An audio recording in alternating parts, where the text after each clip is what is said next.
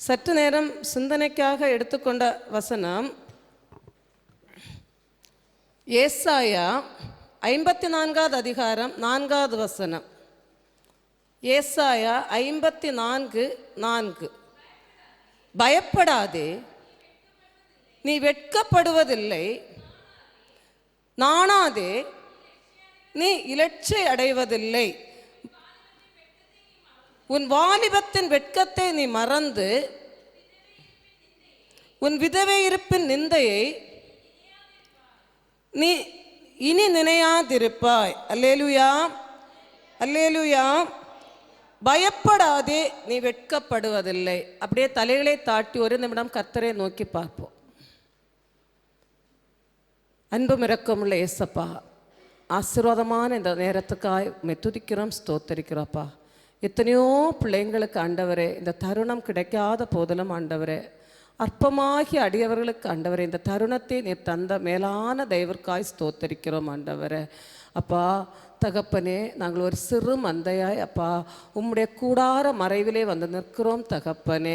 ராஜாதி ராஜாவே, மகிமை நிறைந்தவரே, மாட்சிமை நிறைந்தவரே, எங்களை நேசிக்கிற நல்ல தகப்பனே, உம்முடைய நேசத்தின் பிரதிபலனாய் கர்த்தாவே எங்களை இந்த இடத்திலே கூட்டி வந்திருக்கிறீர் தகப்பனே. ராஜாதி ராஜாவே, இப்போதும் ஆண்டவரே, இந்த நாள் வரையிலும் ஆண்டவரே, இந்த ஜெபக்கூடுகை அப்பா அப்பா அப்பா குறைவில்லாமல் நிறைவாய் ஒவ்வொரு நாளும் நீர் நடத்தி தந்த மேலான தெய்வர்க்காய் ஸ்தோத்தரிக்கிறோம் ஆண்டவரே. பரலோக கிருபைகளால் ஒவ்வொருவரையும் தகப்பனே நீர் எங்களை நிரப்புகிறதற்காய் ஸ்தோத்தரிக்கிறோம் ராஜாவே. எஸ்அப்பா, இந்த நாளிலும் அப்பா உம்மை அப்பா தகப்பனே துதிக்கவும் ஸ்தோத்தரிக்கவும் அப்பா உம்முடைய தரிசனங்களால் நிரப்பவும் அப்பா நீர் எங்களை கிருபை தந்த மேலான தெய்வர்க்காய் ஸ்தோத்தரிக்கிறோம் ராஜாவே. இந்நேரத்திலும் அப்பா உம்முடைய திரு சமூகம் வந்து நிற்கிறோம் அப்பா, பரலோக மன்னாவுக்காய் வந்து நிற்கிறோம் தகப்பனே. எஸ்அப்பா, நீங்க பேசுங்க ராஜாவே. நீர் எங்களுக்கு ஆண்டவரே பரலோகத்தின் மன்னாவை விளம்பித்தாருங்க அப்பா. கேட்கிற நாங்கள் ஒவ்வொருவரும் அப்பா எங்களுடைய இருதயங்களை அப்பா பரிசுத்த ஆவியின் நிறைவினால நிரப்புங்க ராஜாவே. ஏசப்பா, வார்த்தைகளும் வசனங்களும் அப்பா வீணாய் போகாதபடிக்கு ராஜாவே நூறத்தனையான பலன் கொடுக்கும்படியான நல்ல விசேஷமான ஆண்டவரே நல்ல நிலங்களா எங்களுடைய இருதயங்களை பண்படுத்த எங்களுக்கு கிருபை தாருங்க தகப்பனே. ஆவியானவரே நீர் பேசும் ஆண்டவரே, அடியாளை மறைத்து கொள்ளும் ஆண்டவரே. பயப்படாதே, நீ வெட்கப்படுவதில்லை என்று சொன்னீரே அப்பா. எங்களுடைய வெட்கத்திற்கு பதிலாய் ஆண்டவனே இரட்டத்தனையான பலனை நாங்கள் கண்டுகொள்ள எங்களுக்கு கிருபை தாரும். முற்றிலுமாய் தாழ்த்துகிறோம், பணிகிறோம் இயேசுவின் மூல ஜெபங்களும் நல்ல பிதாவே, ஆமென். அல்லேலூயா, அல்லேலூயா, அல்லேலூயா. ஒரு விசை கூட வாசியுங்கள். ஏசாயா 54:4. பயப்படாதே, நீ வெட்கப்படுவதில்லை. போதும், பயப்படாதே, நீ வெட்கப்படுவதில்லை. இன்று அநேகருடைய விண்ணப்பங்கள் என்னவென்று பார்க்கும் பொழுது, அந்தரங்கமாய் ஜெபம் பண்ணும் பொழுது தேவனிடத்திலே ஒரு விண்ணப்பம் வைப்பார்கள். அநேகர், எசப்பா எங்களை வெட்கப்படுத்தாதிரும், தகப்பனே எங்களை வெட்கப்படுத்தாதிரும், ஏதோ ஒரு காரியங்கள் வரும் பொழுது எங்களை வெட்கப்படுத்தாதிரும், நாங்கள் வெட்கப்பட்டு போகாதபடிக்கு எங்களுக்கு இரக்கம் பாராட்டும் என்று அநேகர் நம் ஒவ்வொருவரும் பல தருணங்களிலே ஜெபிக்கிறவர்களாய் காணப்படுகிறோம். இன்று அவ்வாறான விண்ணப்பத்தோடு ஏதோ ஒரு இடத்திலே வெட்கப்படும்படியான ஒரு சூழலோ ஏதோ ஒரு இடத்திலே நாம் நின்று இந்த ஒரு அங்கலாய்ப்போட இந்த ஒரு வேண்டுதலோடு நாம் இருப்போமே ஆயினும் நம்மை பார்த்து கர்த்தர் சொல்லுகிறார், பயப்படாதே, நீ வெட்கப்படுவதில்லை, நீ வெட்கப்படுவதில்லை. எந்த சூழ்நிலையிலும் கர்த்தர் நம்மளை வெட்கப்படுத்தாதபடிக்கு பாதுகாப்பார். நம்முடைய வெட்கத்திற்கு பதிலாக இரட்டத்தனையான பதிலை நமக்கு தந்து நம்மளை ஆசீர்வதிக்கிற தகப்பனாய் காணப்படுகிறார். இந்த 21 நாள் ஜெபத்திலேயும் கர்த்தருடைய பாதத்திலே வந்து தரித்திருந்து ஒவ்வொரு நாளும் கர்த்தரை நோக்கி விண்ணப்பம் செய்து கொண்டிருக்கிற நம்மை பார்த்துதான் நாம் கர்த்தர் சொல்லுகிறார், பயப்படாதே, நீ வெட்கப்படுவதில்லை. எந்த இடத்திலே நமக்கு தலைக்குறி வருமோ, எந்த இடத்திலே நாம் வெட்கப்பட்டு போவோமோ, இந்த காரியங்கள் நடக்குமோ நடக்காதோ என்று அங்கலாய்த்து கொண்டிருக்கிற இதயங்களை பார்த்து கர்த்தர் சொல்லுகிறார், எந்த சூழலையும் பயப்படாதிருங்கள், கர்த்தர் நம்மளை வெட்கப்படுத்த மாட்டார். பயப்படாதே, நீ வெட்கப்படுவதில்லை. கர்த்தருடைய வார்த்தையாய் என்று நமக்கு கர்த்தர் சொல்லுகிறார், எந்த சூழலையும் பயப்படாதிருங்கள், நீங்கள் வெட்கப்படுவதில்லை. அல்லேலூயா, அல்லேலுயா, அல்லேலுயா. கர்த்தர் நமக்கு வார்த்தை தருகிறவராக இருக்கிறார். பயப்படாதே, நீ வெட்கப்படுவதில்லை. இங்கு யார் வெட்கப்படுவதில்லை என்று சற்று தியானிப்போம். நம்ம ஈஸியாக எடுத்துக்கொள்வோம், கர்த்தர் நம்மளை வெட்கப்படுத்தாமல் விட்டு விடுவார் என்று. ஆனால் யாருடைய முகங்கள் வெட்கப்பட்டு போவதில்லை என்று நாம் சற்று தியானிப்போமானால், முதலாவதாக கர்த்தருடைய கற்பனைகளை கை கொண்டு நடக்கிறவர்கள் வெட்கப்படுவதில்லை. வேதத்தின்படி, வேத வசனத்தின்படி, வேத வார்த்தைகளின்படி, வேதத்தை உட்கொள்ளுகிறவர்களை, அதாவது வசனத்தின்படி கற்பனைகளை கற்கிறவர்களை கர்த்தர் வெட்கப்படுத்தாத தேவனாய் காணப்படுகிறார். அவர்கள், அதாவது கற்பனைகளை கை கொண்டு நடக்கிறவர்கள் வெட்கப்படுவதில்லை. வாசியுங்கள் சங்கீதம் 119 அதிகாரம் 6வது வசனம். சங்கீதம் 119:6. நான் உம்முடைய கற்பனைகளை எல்லாம் கண்ணோக்கும் போது வெட்கப்பட்டு போவதில்லை. இங்கே தாவீது சொல்கிறார், நான் உம்முடைய கற்பனைகளை எல்லாம் கண்ணோக்கும் போது வெட்கப்பட்டு போவதில்லை. நம் கர்த்தருடைய கற்பனைகள், வேதத்தில் உள்ள கற்பனைகளின் படியெல்லாம் நாம் கண்ணோக்கி அதன்படி நடக்கும் பொழுது கர்த்தர் நம்மை எந்த இடத்திலும் வெட்கப்படுத்தாதபடி நம்மளை பத்திரமாய் பாதுகாத்துக் கொள்வார். முதலாவதாக நாம் கர்த்தருடைய கற்பனைகளை கை கொள்ள வேண்டும். எவன் ஒருவன் கர்த்தருடைய கற்பனைகளை கை கொள்ளுகிறானோ அவன் கர்த்தரிடத்தில் எப்படி இருப்பான்? கர்த்தருடைய கற்பனைகளை கை கொள்ளுகிறவர்கள் தேவனிடத்தில் எப்படி இருப்பார்கள்? அன்பா இருப்பார்கள். அல்லேலுயா, அல்லேலுயா, அல்லேலுயா. கர்த்தருடைய கற்பனைகளை ஒருவன் கை கொண்டால் அவன் தேவனிடத்தில் அன்பாயிருப்பான். தேவனிடத்தில் அன்பாயிருந்தால் நிச்சயமாய் தேவன் ஒருபோதும் தம்முடைய பிள்ளைகளை வெட்கப்படுத்தும்படியாய் அனுமதி கொடுக்க மாட்டார். நம்முடைய பிள்ளைகள் நம்முடைய இடத்துல அன்பாயிருந்தோம், நம்ம சொல்லுகிறதெல்லாம் கேட்டு மிக அன்பாக நம்ம எல்லாவற்றிற்கும் கீழ்ப்படிந்து, ஏதோ ஒரு வார்த்தை சொல்லுகிறதற்கு முன்பாக நம்ம அப்பாவுக்கு இது பிடிக்கும், நம்ம அதை செய்துரும், அம்மாவுக்கு இது பிடிக்கும், இதை செய்துரும், நம்ம சொல்லு முன்னாடி அதை உணர்ந்தவர்களாய் எல்லா விதத்திலையும் கீழ்ப்படிந்து நமக்கு மிகவும் பாசமாக இருக்கிற பிள்ளைகளை நாம் எந்த இடத்துலையாவது விட்டு கொடுப்போமா? அவர்களை வெட்கப்படுத்தும்படியான ஒரு காரியத்திற்கு நம்ம ஒப்பு கொடுப்போமா? நிச்சயமா இல்லை. அவர்களை எல்லா விதத்தில் அவர்கள் கரெக்டாக இருக்கும் பொழுது நம்ம எந்த இடத்துல அந்த குழந்தைங்களை விட்டு கொடுக்க மாட்டோம். அதே போல் தான் நம்முடைய கர்த்தராகிய இயேசு கிறிஸ்துவும் அவருடைய கற்பனைகளை எல்லாம் நாம் கை கொண்டு வந்தோமானால் அவரிடத்தில் நாம் அன்பாய் இருக்கிறோம். தேவனிடத்தில் அன்பாய் இருக்கிற ஒரு பிள்ளையை தேவனும் அதிகமாய் நேசிக்கிறார். அவரும் அவருடைய நேச கரத்திற்குள்ளாய் வைத்திருக்கிறார். அவருடைய அன்பின் சட்டைக்குள்ளாய் இருக்கிறவர்களை கர்த்தர் ஒருபோதும் வெட்கப்படுத்த மாட்டார். எந்த சூழ்நிலையிலும் உலகம் எல்லாம் நம்மளை எப்போதுடா விழுவான் என்று பார்த்து கொண்டிருந்தாலும் எந்த ஒரு சூழலும் கர்த்தர் கைவிடாதபடி கண்மணி போல நம்மளை அவருடைய சட்டையின் கரத்திற்குள்ளாய் வைத்து நம்மளை யாருடைய கைக்கு ஒப்பு கொடுக்காதபடி, வெட்கப்படுத்தாதபடி நம்மளை பாதுகாப்பார். அல்லேலுயா, அல்லேலுயா. வாசியுங்கள் யோவான் 14வது அதிகாரம் 21வது வசனம். யோவான் 14:21. என் கற்பனைகளை பெற்றுக்கொண்டு அவைகளை கை கொள்ளுகிறவனே என்னிடத்தில் அன்பாயிருக்கிறான். என் கற்பனைகளை பெற்றுக்கொண்டு அவைகளை கை கொள்ளுகிறவன் தான் கர்த்தரிடத்தில் அன்பாயிருக்கிறான். நிச்சயமாய் கர்த்தருடைய கற்பனைகளை கை கொள்ளுகிறவன், வாசிக்கிறதாய் அல்ல, கேட்கிறவர்களாய் அல்ல, கேட்ட கற்பனைகளை, வாசித்த கற்பனைகளை, தெரிந்து கொண்ட கற்பனைகளை, போதிக்கப்பட்ட கற்பனைகளை நாம் கை கொண்டு வந்தோமானால் கர்த்தரிடத்திலே நாம் அன்பாய் இருக்கிறோம். வாசியுங்கள். அதுக்கடுத்து, என்னிடத்தில் அன்பாய் இருக்கிறவன் என் பிதாவுக்கு அன்பாய் இருக்கிறான். அதாவது கற்பனைகளை கை கொள்ளுகிறவன் இயேசுவுக்கு அன்பாய் இருக்கிறான். இயேசுவுக்கு அன்பாய் இருக்கிறவன் பிதாவுக்கு அன்பாய் இருப்பான்.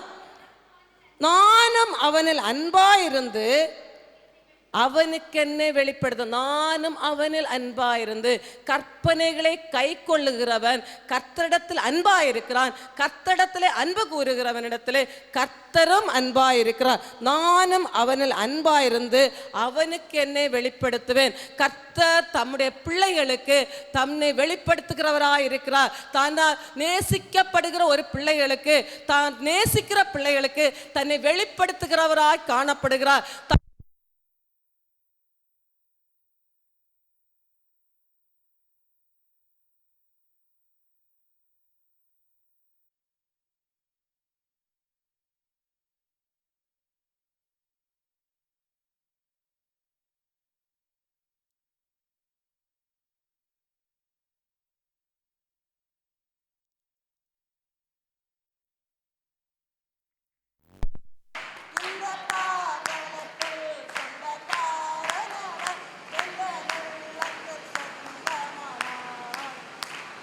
அல்லேலூயாம், அல்லேலூயாம், அல்லேலூயாம். கர்த்தரிடத்திலே அன்பாயிருக்கிறவரிடத்திலே கர்த்தரும் அன்பாயிருக்கிறார். எவன் ஒருவனிடத்திலே தேவன் அன்பாயிருக்கிறாரோ அவனுக்கு தன்னை வெளிப்படுத்துகிறவராய் காணப்படுகிறார். எல்லா விதத்திலும் தன்னை வெளிப்படுத்துகிறவராய் காணப்படுகிறார். தன்னை வெளிப்படுத்துகிற ஒரு பிள்ளைகளை எந்த சூழலிலும் கர்த்தர் மற்றவர்களுக்கு விட்டு கொடுக்கவே மாட்டார். அவர்களை வெட்கப்படுத்தாமல் பாதுகாப்பார். ஆக மொத்தம் கர்த்தர் நம்மிடத்தில் அன்பாய் இருக்க வேண்டுமானால், கர்த்தர் கர்த்தர் நமக்கு வெளிப்பட வேண்டுமானால், நாம் வெட்கப்பட்டு போகாதிருக்க வேண்டுமானால் அவருடைய கற்பனைகளை கை கொள்வது அவசியமாய் காணப்படுகிறது. நாம் கற்பனைகளை கை கொண்டு கர்த்தரிடத்திலே அன்பாயிருந்தால் அவரும் நம்மிடத்தில் அன்பாயிருந்து அவர் தம்மை நமக்கு வெளிப்படுத்துகிறவராய் காணப்படுவார். இரண்டாவதாக நாம் பார்க்கும் பொழுது இயேசு யார் வெட்கப்பட்டு போவதில்லை என்று பார்ப்போமானால், இயேசுவை விசுவாசிக்கிறவன் வெட்கப்பட்டு போவதே இல்லை. எந்த சூழ்நிலையிலும் கர்த்தராகிய இயேசுவை நாம் உறுதியாய் விசுவாசிப்போமானால் நிச்சயமாய் வெட்கப்பட்டு போவாதிருப்போம். வாசியுங்கள் ரோமர் 10வது அதிகாரம் 11வது வசனம். ரோமர் 10:11. அவரை விசுவாசிக்கிறவன் எவனோ அவன் வெட்கப்பட்டு போவதில்லை என்று வேதம் சொல்லுகிறது. எது சொல்லுகிறது? நம்முடைய இந்த வேதம் சொல்லுகிறது. இந்த வார்த்தையாகிய இயேசு வேதத்தின் வழியாக சொல்லுகிறார். அவரை விசுவாசிக்கிறவன், இயேசுவை விசுவாசிக்கிறவன் எவனோ அவன் வெட்கப்பட்டு போவதில்லை என்று வேதம் சொல்லுகிறது. கர்த்தரை விசுவாசித்த ஒரு பிள்ளைகள் கூட வெட்கப்பட்டு போனதாய் வேதத்திலே சாட்சிகள் இல்லை. எல்லா பாத்திரங்களும் வேதத்தில் கூறப்பட்டுள்ள ஒவ்வொரு பாத்திரங்களையும், விசுவாசித்த ஒவ்வொரு பாத்திரத்தையும் தேவன் மகிமைப்படுத்தி வைத்துள்ளார். இந்த வேத புஸ்தகத்திலே கர்த்தராகிய இயேசு கிறிஸ்துவை விசுவாசித்த ஒவ்வொரு பாத்திரங்களையும் கர்த்தர் கனப்படுத்தி மேன்மைப்படுத்தி மகிமைப்படுத்தி வைத்துள்ளார்.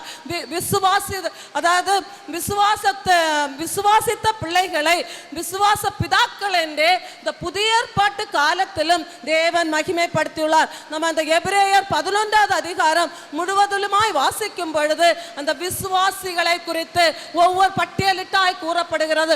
முதல்ல இருந்து கடைசி வரையிலும் வேதத்திலே விசுவாசிகளின் ஒரு பெரிய பட்டியல் காணப்படுகிறது. அருமையான தேவனுடைய பிள்ளைகளை, கர்த்தரை விசுவாசித்தவர்கள், தேவாதி தேவனை விசுவாசித்தவர்களை வேதத்திலே மேன்மைப்படுத்தி உயர்வுபடுத்தி மகிமைப்படுத்தி வைத்திருக்கிறது.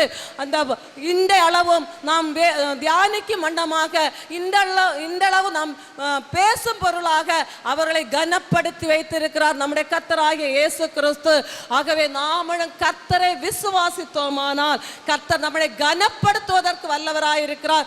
ஒருபோதும் வெட்கப்படுவதற்கு அவர் நம்மளை விட்டு கொடுக்க மாட்டார். அவரிடத்தில் இருக்கிற விசுவாசம் நாம் உறுதியாய் இருக்க வேண்டும். உறுதியான விசுவாசம் நாம் நேற்றைய தினத்திலே பார்த்தது போல விசுவாசத்திலே உறுதியாய் தரித்திருக்க வேண்டும். விசுவாசத்தோடு இருக்கிறதல்ல, விசுவாசத்திலே உறுதியாய் நிலைத்திருக்க வேண்டும். தெளிந்த புத்தி உள்ளவர்களாயும் நம்முடைய அதாவது விழித்திருந்தும் விசுவாசம், இதுல எது ஒன்று குறைவுபட்டாலும் நம் பிசாசுக்கு எதிர்த்து நிற்க முடியாத ஒன்றாய் காணப்படுகிறது.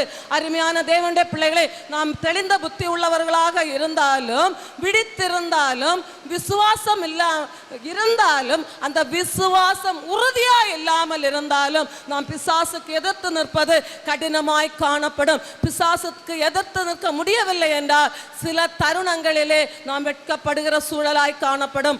ஆகவே வேதம் என்ன சொல்லுகிறது என்றால், விசுவாசிக்கிறவன் எவனோ அவன் வெட்கப்படுவதில்லை. நம்முடைய முகங்கள் வெட்கப்பட்டு போகாதிருக்க வேண்டுமானால் கர்த்தராகிய இயேசு கிறிஸ்துவை நாம் முழு மனதாக, முழுமையாக, உறுதியாக, முழு இருதயத்தோடு எந்த ஒரு சூழலையும் நாம் உறுதியாய் விசுவாசிக்கிற பிள்ளைகளாய் காணப்பட வேண்டும்.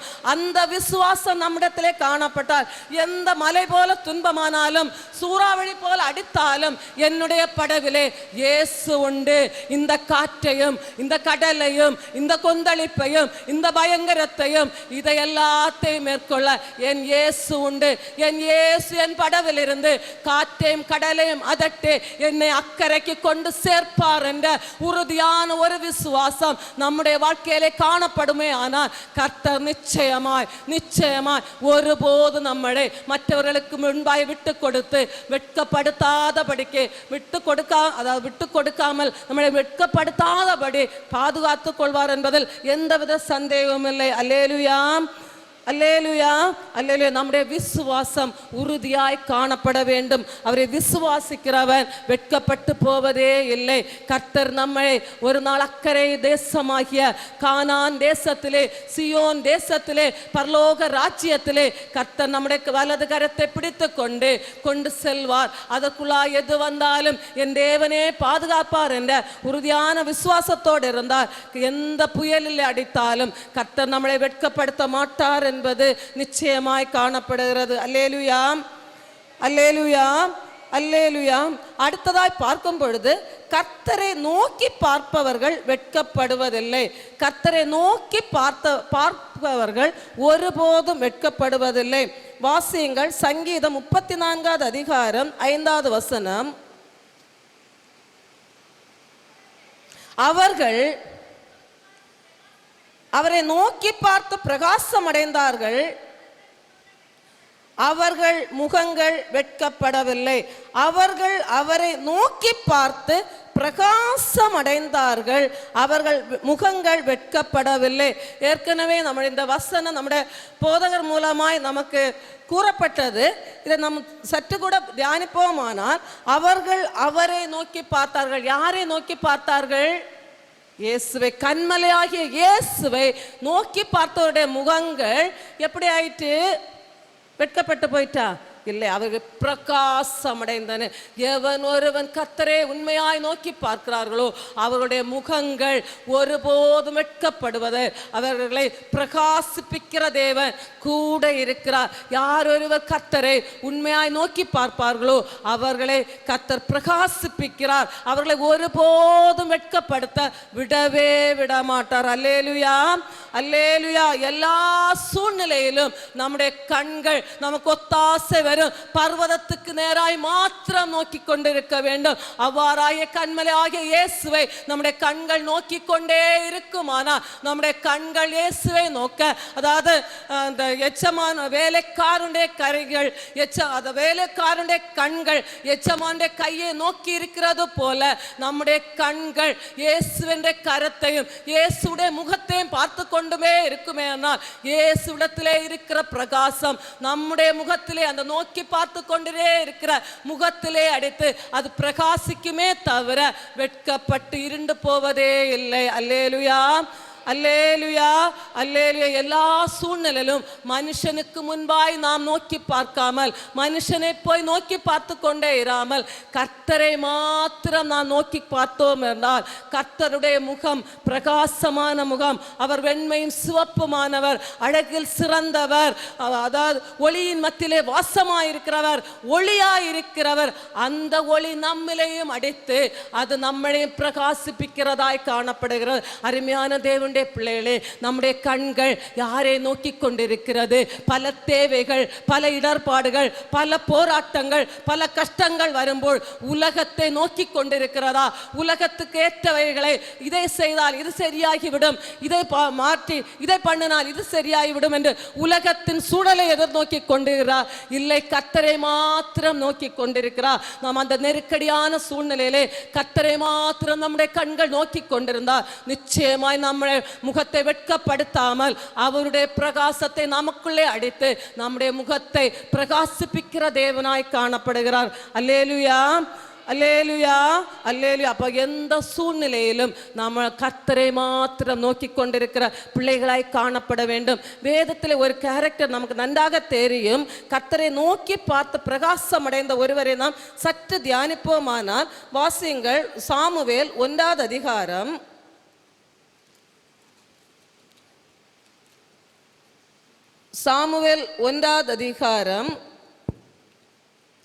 10வது வசனத்தை வாசியுங்கள். அவள் போய் மனங்கசந்து மிகவும் அழுது கர்த்தரை நோக்கி விண்ணப்பம் பண்ணி, அவள் போய், அந்த அவள் நமக்கு எல்லாருக்குமே தெரியும். அன்னாள் போய் மனங்கசந்து மிகவும் அழுது யாரை நோக்கி விண்ணப்பம் பண்ணினாள்? கர்த்தரை நோக்கி விண்ணப்பம் பண்ணணும். அவளுடைய மன கிளேசங்கள், அவமானத்தின் மத்தியிலே வெட்கப்பட்டு போன இடங்கள், நிந்தனைகளாலும் அவமானங்களாலும் சோர்ந்து போய் வந்த ஒரு தாயானவள். அதாவது அவள் எங்கே என்று பார்க்கும் பொழுது தேவாலயத்தில், கர்த்தருடைய ஆலயத்திலே, அதை முந்தின வசனங்களை வாசிக்கும் பொழுது தெரியும், நமக்கு எல்லாருக்கும் இந்த சம்பவம் தெரிந்ததான். கர்த்தருடைய ஆலயத்திலே வந்து கர்த்தரை நோக்கி மனங்கசந்து அழுதாள். அங்கு வந்து அங்குடைய ஜனங்களிடத்திலே யாரிடத்திலையும் கூறவில்லை, தனக்கு இப்படி ஒரு குறைவு இருக்கிறது, நான் என்னுடைய வீட்டிலே நெருக்கப்படுகிறேன், மற்றவர்களால் நோகடிக்கப்படுகிறேன் என்று தன்னுடைய கவலைகளை, கண்ணீர்களை, கஷ்டங்களை யாரிடத்திலையும் பகிர்ந்து கொள்ளவில்லை. அவளுடைய முகம் யாரை நோக்கி பார்த்தது? கர்த்தரை நோக்கி பார்த்தது. கர்த்தரை நோக்கி விண்ணப்பம் பண்ணுகிறாள். கர்த்தரை நோக்கி விண்ணப்பம். தேவாலயத்திலே வந்து முழு மனதோடு தன்னுடைய இருதயத்தை எல்லாம் ஊற்றி கர்த்தரை நோக்கி விண்ணப்பம் பண்ணும் பொழுது கர்த்தர் கேட்பாரா, கேட்க மாட்டாரா? நிச்சயமாய் கேட்பார். அவர் அவருடைய சமூகத்திலே இருந்து ஏறெடுக்கப்படுகிற விண்ணப்பங்களுக்கு அவருடைய செவிகள் திறந்தவைகளாய் இருக்கிறது, கண்கள் நோக்கமாய் இருக்கிறது. அவர் நிச்சயமாய் அந்த விண்ணப்பத்தை கேட்டு பதில் கொடுக்கிறார். பதில் யார் மூலமாய் கொடுப்பாரு? அப்படியே வந்து அப்படியே சொல்லுவாங்களா? அப்படின்னு சொல்ல தருணங்கள் உண்டு. ஆனாலும் பதில் நம்ம தேவாலயத்திலே வந்து ஜெபம் பண்ணுகிறோம். அந்த விண்ணப்பங்களுக்கு பதில் யார் மூலமாய் வருகிறது? யார் மூலமா? ஊழியக்காரர் மூலமாய், போதகர் மூலமாய் நமக்கு பதில் கிடைக்கிறது. அந்நாட்களிலும் கர்த்தர் அங்கே இருந்த ஆசாரியன் மூலமாய் இந்த அன்னாளுக்கு பதில் கொடுக்கிறார். வாசியுங்கள் 1 சாமுவேல் 1 அதிகாரம் 17வது வசனம். அதற்கு ஏலி, நீ சமாதானத்தோட போ, நீ இஸ்ரவேலின் தேவனிடத்தில் கேட்ட உன் விண்ணப்பத்தின்படி அவர் உனக்கு கட்டளையிடுவாராக என்றான். அல்லேலுயா, அல்லேலுயா. இந்த ஆசாரியன் மூலமாய் இந்த அன்னாளுக்கு பதில் வருகிறது. என்ன சொல்லுகிறார்? நீ சமாதானத்தோட போ. சஞ்சலத்தோடும் தவிப்போடும் அவமானத்தோடும் நிந்தையோடும் வெட்கத்தோடும் அந்த மகளை, முதலாவது வார்த்தை நீ சமாதானத்தோடு போ. நம்ம எல்லாரும் வாரது ஒரு சமாதானத்துக்காக. ஏசப்பா ஒரு சமாதானத்தை தாங்க, குடும்பத்தில் ஒரு சமாதானத்தை தாங்க. முதல் தேவை சமாதானமாய் காணப்படுகிறது. சமாதானம் இருந்தால் எல்லாம் இருந்தது மாதிரி. அன்னைக்கு வீட்டில் சாப்பிட ஒன்றும் இல்லைனாலும் பூரண ஒரு சமாதானம் இருந்தால் நிறைவா இருக்கும். தண்ணியை குடிச்சிட்டு கூட ஃப்ரீயா படுக்கலாம். இல்ல வீடு நிறைய எல்லாம் இருந்தாலும் இருதயம் சஞ்சலத்தோடும் தவிப்போடும் சமாதானம் என்று இருந்தால் அதை நம்ம ருசித்து சாப்பிட முடியுமா? நிச்சயமாய் முடியாது. அதே போல எல்லாருக்கும் முதலாவதாக தேவை சமாதானம். சமாதானத்தை கொடுக்கிறது நம்முடைய தேவாதி தேவன். எல்லா இடத்திலையும் அந்த சமாதானத்துக்கு முக்கியத்துவம் கொடுக்கிறார். அவர் போகும்பொழுது என்ன சொல்லி கொண்டு போகிறார்? உலகம் கொடுக்கிற பிரகாரம் அல்ல, என்னுடைய சமாதானத்தை உங்களுக்கு வைத்து போகிறேன். அப்படி ஒரு மனுஷனுக்கு சமாதானம், நிம்மதி, பீஸ் என்பது மிக தேவையாக காணப்படுகிறது. உயிர்த்தெழுந்த இயேசுவும் முதலாவதாக என்ன கூறினார்? உங்களுக்கு சமாதானம். அதே போலதான் இந்த சமாதானம் இல்லாமல் ஏதாவது பிள்ளைகள் வந்திருப்பாரானால் கர்த்தர் நம்மை பார்த்து சொல்லுகிறார், பயப்படாதிருங்கள், உங்களுக்கு சமாதானம் உண்டாகட்டும். அதே போல அங்கலாய்ப்போடு வந்த அந்நாளை பார்த்து கர்த்தர் இந்த ஆசாரியன் மூலமாக சொல்லுகிறார், சமாதானத்தோட போ, நீ சமாதானம் இல்லாமல் சஞ்சலத்தோட வந்திருப்பார், நிம்மதி இல்லாமல் வந்திருப்பார். ஆனால் நீ சமாதானத்தோட போ. நீ இஸ்ரவேலின் தேவனிடத்தில் கேட்ட உன் விண்ணப்பத்தின்படி அவர் உனக்கு கட்டளை இடுவாராக. நீ என்ன விண்ணப்பம் கர்த்தரிடத்தில் வைத்தியோ அது கர்த்தர் கட்டளை இடுவாராக என்ற, அதாவது கட்டளை கர்த்தரிடத்திலிருந்து பிறப்பிக்கப்பட்டதாய் அது தேவன் உனக்கு தருவார் என்ற ஒரு நிச்சயத்தை கூறுகிறார். இந்த வார்த்தையை கேட்ட உடனே இந்த அந்நாள் எந்த விதத்திலும் சந்தேகப்படவில்லை. ஐயோ, இது ஆசாரியன் சொன்னா அவருக்கு தோணுனதை சொல்லியிருப்பாரா இருக்கு, நம் மனம் கசந்து அழுகிறதை போல, வெறித்தவளை போல அழுகிறதையெல்லாம் கண்டிருப்பார், என்னுடைய சமாதானத்துக்காக ஒரு வார்த்தை அவர் சொல்லியிருப்பார் என்று அவர் எந்த விதத்திலேயும் அவ்விசுவாசம் கொள்ளவில்லை. ஆசாரியன் வாயிலிருந்து புறப்பட்ட வார்த்தை, கர்த்தரிடத்திலிருந்து வார்த்தை புறப்பட்ட வார்த்தையா அவள் முழு இருதயத்தோடு ஏற்றுக்கொள்ளுகிறார். அதை அப்படியே ஏற்றுக்கொள்வார். இன்று முதல் எனக்கு சமாதானம் உண்டாயிருக்கிறது, கர்த்தருடைய விண்ணப்பத்தை கேட்டார் என்ற கட்டளை உடனே பரத்திலிருந்து புறப்படுகிறது என்று அவள் விசுவாசித்தது நிமித்தமாக அவள் என்ன செய்கிறாள் என்றால், வாசியுங்கள் அடுத்த வசனம், 18வது வசனத்தை வாசியுங்கள். அப்பொழுது அவள், உம்முடைய அடியாளுக்கு உம்முடைய கண்களிலே தயை கிடைக்க கிடவது என்றால், பின்பு அந்த ஸ்திரீ புறப்பட்டு போய் போஜனம் செய்தாள். அப்புறம் அவள் துக்கமுகமாய் இருக்கவில்லை. ஏன் துக்கமுகமாய் இருக்கவில்லை என்றால், அவள் விசுவாசித்ததினால், அவள் அப்படியே அந்த வார்த்தையை விசுவாசித்ததினால், கர்த்தர் எனக்கு என்னுடைய விண்ணப்பத்திற்கு பதில் தருவார் என்று வார்த்தை விசுவாசித்ததினால் அவள் துக்கமுகமாய் இருக்கவில்லை. அல்லேலூயா, அல்லேலூயா, அல்லேலூயா. இன்று நம்ம எத்தனை பேர் கர்த்தரிடத்திலே வந்து நம்முடைய விண்ணப்பங்களை எல்லாம் அழுதழுதே கொட்டுவோம். எப்படி மனம் கசந்து கொட்டிவிட்டு சமாதானத்தோட போகிறோமா, இல்லை மீண்டும் அதே துக்கத்தை எடுத்துக்கொண்டு துக்கமுகமாய் போகிறோமா? அதே வந்த துக்கத்தோட நாம் திரும்பி அதே துக்கத்தோட போகிறோம் என்றால் நம்மிடத்தில் விசுவாச குறைவாய் காணப்படும். ஏனென்றால் நம்முடைய ஜெபத்திற்கு பதில் கிடைக்குமோ கிடைக்காதோ, ஆண்டவர் தருவாரோ, கேட்கப்பட்டதோ படலையோ என்ற ஒரு அவ்விசுவாசம் இருப்பதனால்தான் நாம் துக்க முகத்தோட போகிறோம். நாம் துக்கத்தோட வருகிறோம் சரிதான், ஆனால் போகும் பொழுது சமாதானத்தோடு இருதயம் நிறைந்தவர்களாய் சந்தோஷத்தோடு போக வேண்டும். ஏனென்றால் தேவ சமூகத்திலே நான் என்னுடைய விண்ணப்பத்தை வைத்திருக்கிறேன், கர்த்தரை நோக்கி நான் அபயமிட்டிருக்கிறேன். கர்த்தர் கேட்டார், பதில் தருவார். அவர் ஏற்ற காலத்திலே அந்த பதிலை நமக்கு தருவார். தகுந்த காலத்திலே அது நிறைவேறும் என்ற விசுவாசம் நமக்குள்ளாய் இருந்தால், துக்கத்தோடு வந்த நாம் சிரித்த முகமாய் இருதய மகிழ்வோடு சந்தோஷத்தோடு போவோம் என்றால் அது விசுவாசத்தின் நிறைவை காட்டுகிறது. இல்லை, வந்த துக்கத்தோடே தான் அதிகமான துக்கத்தோட கடந்து செல்வோமானால் நம்முடைய அவ்விசுவாசம் அங்கே வெளிப்படுகிறது. நாம் எந்த விதத்திலே நம்முடைய விண்ணப்பங்களை கர்த்தருக்கு முன்பாய் வைக்கிறோம் என்பதை நாம் சற்று தியானித்துக் கொள்ள வேண்டியது அவசியமாயிருக்கிறது. அல்லேலூயா, அல்லேலூயா, அல்லேலூயா. இவள் கேட்டதை பெற்றுக்கொண்டாளா இல்லையா? கர்த்தர் சொன்னதை செய்தாரா இல்லையா? வாசியுங்கள் 20வது வசனத்தை. சில நாள் சென்ற பின்பு அன்னாள் கர்ப்பவதியாகி ஒரு குமாரனை பெற்று கர்த்தரிடத்தில் அவனை கேட்டேன் என்று சொல்லி அவனுக்கு சாமுவேல் என்று பெயரிட்டான். அப்போ அவள் விண்ணப்பம் வைத்தாள், ஆசாரியன் மூலமாய் வார்த்தை கிடைக்கிறது, விசுவாசித்தாள், அதை அவள் பெற்றுக்கொண்டாள். கர்த்தர் அவளுடைய விண்ணப்பத்தை கேட்டு அவளை வெட்கப்படுத்தாதபடிக்கு அவளை ஆசீர்வதிக்கிறார், கனப்படுத்துகிறார். அல்லேலூயா, அல்லேலூயா. இந்த அந்நாள் கர்த்தரை நோக்கி பார்த்தாள், அவருடைய முகம் வெட்கப்பட்டு போகாதபடி பிரகாசமடையும்படியாய் கர்த்தர் செய்தார்.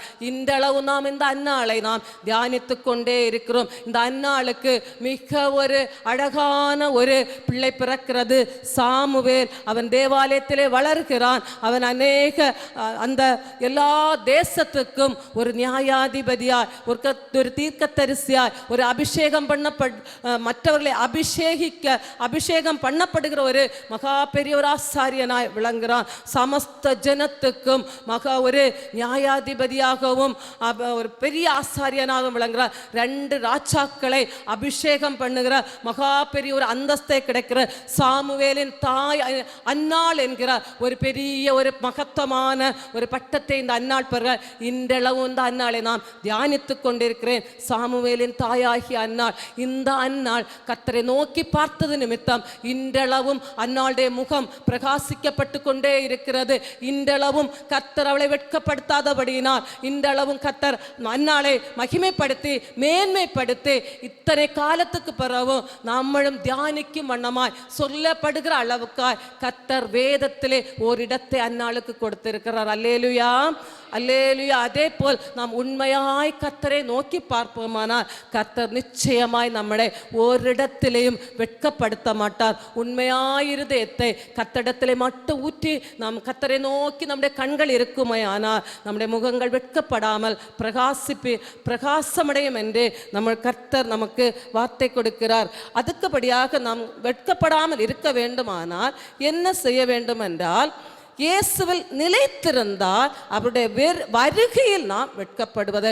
உலகத்திலே நாம் பிரகாசித்து கொண்டிருக்கிறது முக்கியமல்ல தேவ பிள்ளைகளே, அவருடைய வருகையிலே நாம் வெட்கப்பட்டு போகாமல் இருக்க வேண்டும். அதுதான் நம்முடைய ஒவ்வொருவருடைய கடமையாய், ஒவ்வொருடைய வாஞ்சியாய் இருக்க வேண்டும். இந்த உலகத்திலே சில இடங்களிலே அவமானங்களும் நிந்தைகளும் ஏற்படலாம், அது நமக்கு பெருசல்ல. ஆனால் மிக முக்கியமான ஒரு இடம், எந்த இடத்திலே நாம் வெட்கப்பட்டு போகாமல் இருக்க வேண்டுமானால் அவர் வருகையின் நாளிலே நாம் வெட்கப்பட்டு போகாமல் இருக்க வேண்டும். நம்முடைய வாஞ்சை எல்லாம் இந்த உலகத்திலே பிரகாசிக்கிறதல்ல, அவருடைய வருகையின் நாளிலே நாம் அவரோடு கூட வெட்கப்பட்டு போகாமல் ஒளிமயமாய் வருகிற கிறிஸ்துவோடு நாமும் ஒளிமயமான அந்த ராஜ்யத்திலே போய் சேருவதற்கான வாஞ்சை உடையவர்களாய் காணப்பட வேண்டும். வாசிங்கள் 1 யோவான் 2வது அதிகாரம் 28வது வசனம். 1 யோவான் 2:28. இப்படி இருக்க பிள்ளைகளே, அவர் வெளிப்படும் போது நாம் அவர் வருகையில் அவருக்கு முன்பாக வெட்கப்பட்டு போகாமல் தைரியமுள்ளவர்களாய் இருக்கும்படிக்கு அவரில் நிலைத்திருங்கள். நாம் கர்த்தருடைய வருகை நாட்களிலே வெட்கப்பட்டு போகாதபடி இருக்க வேண்டுமானால் நாம் என்ன செய்ய வேண்டும்? கர்த்தராகிய இயேசு கிறிஸ்துவிலே நாம் நிலைத்திருக்க வேண்டும். நாம் நிலைத்திருக்க வேண்டும். மத்தேயு 24:13 சொல்லுங்க, உலகத்தின் முடிவு பரியந்த நிலைத்திருப்பவனே என்ன செய்வான்? ரட்சிக்கப்படுவான். இன்றைய தினம் மட்டும் நிலைத்திருக்கிறதல்ல, உலகத்தின் முடிவு பரியந்தம் நம்முடைய கர்த்தர் கூப்பிடுகிற நாள் வரையிலும், நிமிஷம் வரை அவருடைய கரத்திற்குள்ளாய் நாம் நிலைத்திருப்போமானால் அவருடைய வருகையிலே நாம் வெட்கப்பட்டு போகாதிருக்கிற பிள்ளைகளாய் காணப்படுவோம். நாம் எந்த இடத்திலே நாம் பிரகாசிக்க வேண்டும், எந்த இடத்திலே நாம் உயர்வானதை காண வேண்டும் என்றால் அவருடைய வருகையின் நாட்கள். அந்த இடத்திலே உயரவும் உன்னதவுமாய் சிங்காசனத்திலே வீற்றிருக்கிற தேவாதி தேவன் வந்து கூப்பிடும் பொழுது நாமும் மகிமையோடு மறுரூபமாக்கப்பட்டு நொடி பொழுதிலே மறுரூபமாகி அவரோடு கூட செல்லுகிற ஒரு பாக்கியம், பிரகாசத்தோடு செல்லுகிற ஒரு பாக்கியம் நமக்கு தேவையாய் காணப்படும். அந்த இடத்திலே கூனி குறுகி வெட்கப்பட்டு புறந்தள்ளப்படுகிற பாத்திரங்களாய் நாம் ஒருபோதும் மாறக்கூடாது. அவ்வாறு மாறாமல் இருக்க வேண்டுமானால் நாம் கர்த்தருக்குள்ளாய், கிறிஸ்துவுக்குள்ளாய், அவருடைய வார்த்தைக்குள்ளாய், அவருடைய கற்பனைகளுக்குள்ளாய், அவருடைய விசுவாசத்திற்குள்ளாய் கர்த்தரையே பற்றி கொண்டு உலகத்தின் முடிவு பரியந்தோ நான் நிலைத்திருப்போம் நிலைத்திருப்போமானால், அவரிலே நிலைத்திருப்போமானால் நம்மை கர்த்தர் நிச்சயமாய் அவருடைய வருகை நாளிலே வெட்கப்படுத்தாமல் அவரோடு கூட நம்மளை கூட்டி செல்வதற்கு கர்த்தர் கிருபை உள்ள தகப்பனாய் காணப்படுகிறார். நாம் நேற்று பார்த்த வார்த்தையின்படியே நம்மளை அவர் சீர்படுத்தி ஸ்திரப்படுத்தி பலப்படுத்தி ஒரு நாள் நிலைப்படுத்துவார். அவ்வாறாக நாம் நிலைப்படுத்தி வைக்கும் பொழுது அவர்களே நாம் நிலைத்திருக்க வேண்டியது அவசியமாயிருக்கிறது. அவ்வாறு நிலைத்திருக்கும் பொழுது கர்த்தருடைய வருகையிலேயும் நாம் வெட்கப்படாமல் சந்தோஷத்தோடும் களிப்போடும் மனமகிழ்வோடும் அவருடைய ராஜ்யத்திலே போவோம் என்பதற்கு சந்தேகம் இல்லை. அடுத்தபடியாக பார்க்கும் பொழுது யார் வெட்கப்படுவார்கள், இதிலே நாம் யாரெல்லாம் வெட்கப்பட்டு போவதில்லை என்று தியானித்தோம். இனி யார் வெட்கப்பட்டு போவார்கள் என்று சற்று தியானிப்போமானால், கர்த்தரை விட்டு விலகுகிற யாவரும் வெட்கப்பட்டு போவார்கள். கர்த்தரை விட்டு விலகுகிறவர்கள் வெட்கப்பட்டு போவார்கள். வாசியுங்கள் எரேமியா 17வது அதிகாரம் 13வது வசனம். எரேமியா 17:13. இஸ்ரவேலின் நம்பிக்கையாகிய கர்த்தாவே, உம்மை விட்டு விலகுகிற யாவரும் வெட்கப்படுவார்கள். அவர்கள் ஜீவனுள்ள தண்ணீரின் ஊற்றாகிய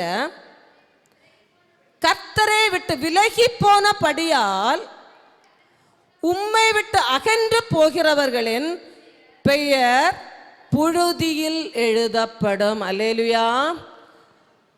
இங்கே பார்க்கும் பொழுது இஸ்ரவேலின் நம்பிக்கையாகிய கர்த்தாவே, உம்மை விட்டு விலகுற யாவரும் வெட்கப்படுவார்கள். இஸ்ரவேலின் நம்பிக்கையாகிய இயேசுவை விட்டு விலகி போகிறவர்கள், ஏதோ சூழ்நிலைகளிலே சறுக்கி போகிறவர்கள், பிடித்து நிற்க முடியாமல் முடிவு பரியந்தம் நிலை நிற்க முடியாமல் விலகி போகிறவர்கள், தூரமாய் போகிறவர்கள் நிச்சயமாய் ஒரு நாள் வெட்கப்பட்டு போவார்கள். உம்மை விட்டு விலகுற யாவரும் வெட்கப்படுவார்கள். கர்த்தராகிய இயேசு கிறிஸ்துவை விட்டு விலகி போகிறவர்கள் ஒரு நாள் வெட்கப்படுவார்கள். அவர்கள் ஜீவனுள்ள தண்ணீரின் ஊற்றாகிய கர்த்தரை விட்டு விலகி போனபடியால் உம்மை விட்டு அகன்று போகிறவர்களின் பெயர் புழுதியில் எழுதப்படும். புழுதியில் பெயர் எழுதப்பட்டால் தேவனுடைய ராஜ்யத்தில் பிரவேசிக்க முடியுமா? நிச்சயமாய் முடியாது. யாதான் பிரவேசிக்க முடியும்?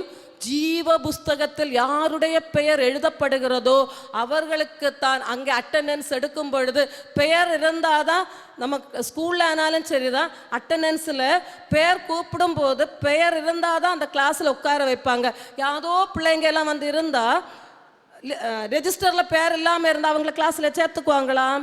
அவங்க சொல்லுங்க, இந்த கிளாஸில் இல்லை, எங்கள் ரெஜிஸ்டரில் நேம் இல்லை, வேறு கிளாஸாக இருக்கும், நீங்கள் தேடி பார்த்து அங்கே போங்கன்னு அனுப்புவாங்க. அப்படி தானே? அதுபோல் அந்த ரெஜிஸ்டர் ஒரு உலகபரமாகிய ஒரு வகுப்பறையிலே கூட ரெஜிஸ்டரில் பேர் இருக்கிறவங்களுக்கு தான் அந்த வகுப்பறையிலே இடம் உண்டு. அருமையான தேவனுடைய பிள்ளைகளே, நம்முடைய பரலோக ராஜ்யத்திலே நாம் தேவனோடு சேர்ந்து இருக்க வேண்டுமானால் நம்முடைய பெயர்கள் புழுதியில் அல்ல, ஜீவ புஸ்தகத்திலே எழுதப்பட்டு இருக்க வேண்டும். அவ்வாறாக எழுதப்பட்ட பிள்ளைகளுக்கு மாத்திரம்தான் அந்த ராஜ்யத்திலே இடம் உண்டு.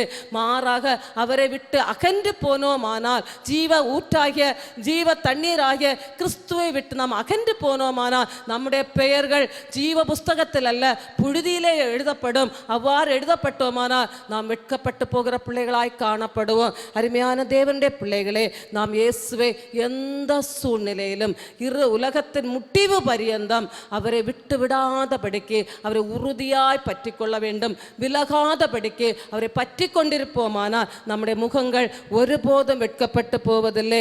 கர்த்தர் நம்மளை ஒருபோதும் வெட்கப்படுத்த விட மாட்டார். நம்ம எந்த இடத்திலே வெட்கப்பட்டு போவோம் என்று கலங்கி கொண்டிருக்கிற நாம் இன்று கர்த்தரை நோக்கி அவருடைய கற்பனைகளை எல்லாம் கை கொண்டு அவருடைய விசுவாசத்திலே நாம் தரித்திருந்து கர்த்தரை நோக்கி நம்ம முகங்கள் கர்த்தரை நோக்கி பார்த்து கொண்டே இருந்து அவரிலே இறுதி மட்டும் நிலைத்திருப்போமானால் கர்த்தர் நிச்சயமாய் நம்மளை வெட்கப்படுத்தாதபடிக்கு அவருடைய வருகையின் நாளிலே நாம் அவரோட கூட ராஜ்யத்திலே கொண்டு போவார் என்பதற்கு எந்த சந்தேகமில்லை. அவருடைய சம்பத்தை சேர்க்கும் நாளிலே நாமும் அவருடைய மிகுந்த சம்பத்தாய், அவருக்கு விலையேறப்பட்ட சம்பத்தாய், விலை மதிக்க முடியாத ஒரு சம்பத்தாய் நம்மையும் அவர் சேர்த்து கொள்வார் என்பதிலே எந்த சந்தேகமும் இல்லை. அவ்வாறான ஒரு பாக்கியத்தை நாம் ஒவ்வொருவரும் பெற்றுக்கொள்ள வேண்டும் என்று வாஞ்சிப்போம். கர்த்தர் அதை நிச்சயமாய் நமக்கு தருவார்.